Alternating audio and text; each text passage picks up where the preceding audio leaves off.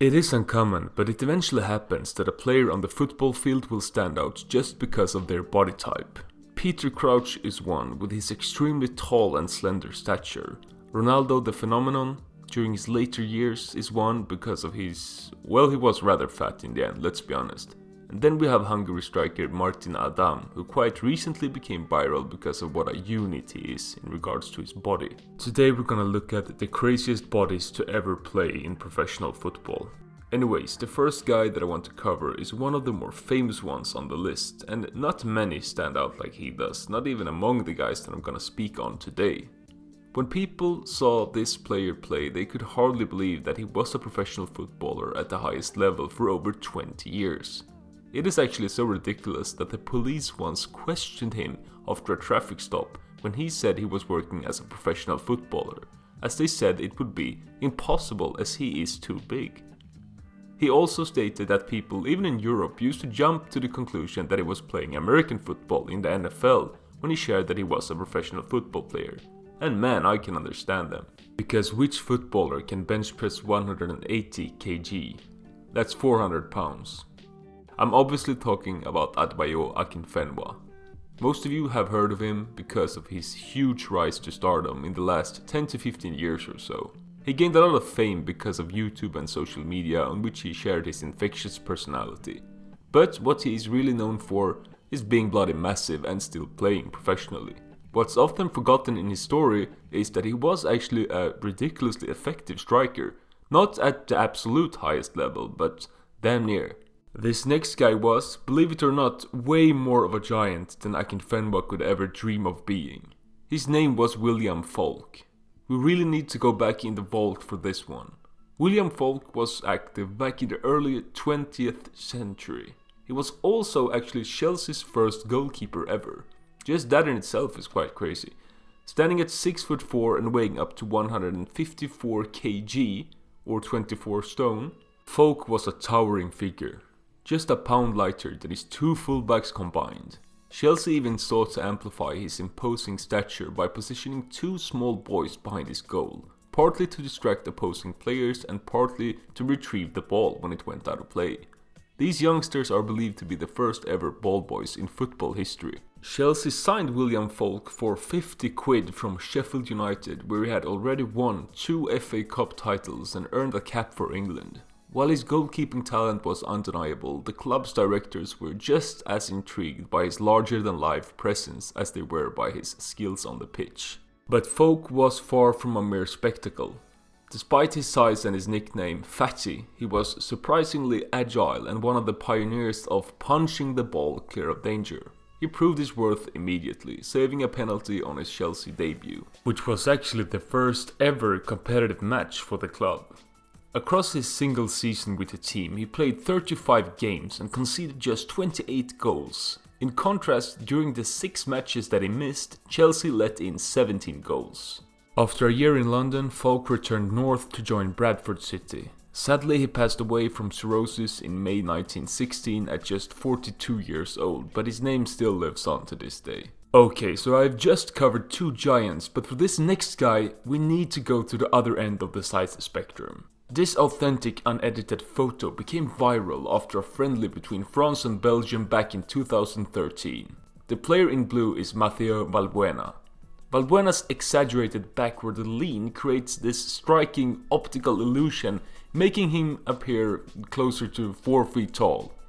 He's actually 5'6" or 167 centimeters, which is on the shorter side, I suppose you could say, but it's not that short. There are plenty of players in top football that's shorter, like Marco Verratti and Lorenzo Insigne, but I had to include this picture. But Valbuena is actually way too tall to be in this video. There are a bunch of short players in football, as being short is not really a disadvantage, and can even be positive in many parts of the game, as for example when it comes to dribbling and agility. But if we stay at the topic of Valbuena, he is a whopping 13 centimeters or 5.2 inches taller than this next guy that I'm gonna speak on, which is Elton Jose Xavier Gomez. Some of you might remember him from FIFA. He used to be a 5-star skiller, at least up to FIFA 18. And he also used to have a very good pace. That's a nice silver card, isn't it? Well, This guy is a Saudi OG as well. He played almost all of his career in Saudi Arabia after joining back in 2007. He retired in 2021 with 220 caps in the Saudi League and a whopping 67 goals and 53 assists. He is quite well known for his flair and skillful playing style. Anyway, the reason that he is in this video is because he is standing at 154 centimeters or about 5 feet blank. There is one Polish guy by the name of Marcin Garush that is, according to some reports, even shorter than Elton, but however Elton has had a more interesting and successful career, at least according to me, so that's why he is included. Okay, so let's jump to the other end of the spectrum again, and I'm talking in terms of height. Because if we now know that Elton was the shortest pro player, or at least one of them, who is the tallest? Well, let me tell you, this next guy is Paul Miller. He is a former Scottish professional footballer who last played for Devon Vale and is best known for his time with Elgin City FC. He's standing at 6 foot 10 inches, which is 208 centimeters, and he's widely regarded as one of the tallest footballers in the history of the sport. As I looked around, I actually found out that there's one player, a Danish goalkeeper by the name of Simon Bloch Jørgensen, that's even taller at 210 centimeters or 6 foot 10 and a half, and there's been a few more non-active or non-professional players that have measured in on this exact height. But these guys were all goalkeepers, so I thought I'd include Paul Miller since he was actually a striker. And he was a scoring machine. Look at this stat with 43 goals in 48 games for the Scottish club Elgin. I bet a few of them were headers. Okay, so I mentioned Peter Crouch earlier and I want to cover him just a bit. You know, we can see it as an honorable mention. He is really tall at 6'7", which is 201 centimeters, but he just has that gangly, lanky figure that makes him look even taller and more Slenderman-ish. No offense if you're watching this, but he just looked awkward on the field. However, he still scored a total of 108 goals in the Premier League during his career, which is ridiculously good after all, and makes him arguably the most successful player covered in this video. I said arguably. But anyway, there is a striker in League 2 that kinda reminds me of him body-wise, but he's even taller. His name is Kyle Hudlin and he is 206 centimeters. But he's not really as slender as Peter Crouch either, but he also deserves an honorable mention in this video. The next guy I want to cover is Adama Traore. His body looks exactly like a prime example of a buff NFL running back. He has got to be one of the crazier physical phenomenons in professional football because according to himself, he does not go to the gym to do weights. Hasn't he? Because you are rapid and you're an absolute brute. But you don't do weights, do you? No, I don't do weights. I'm sorry, how do you not do weights? And he looks like that.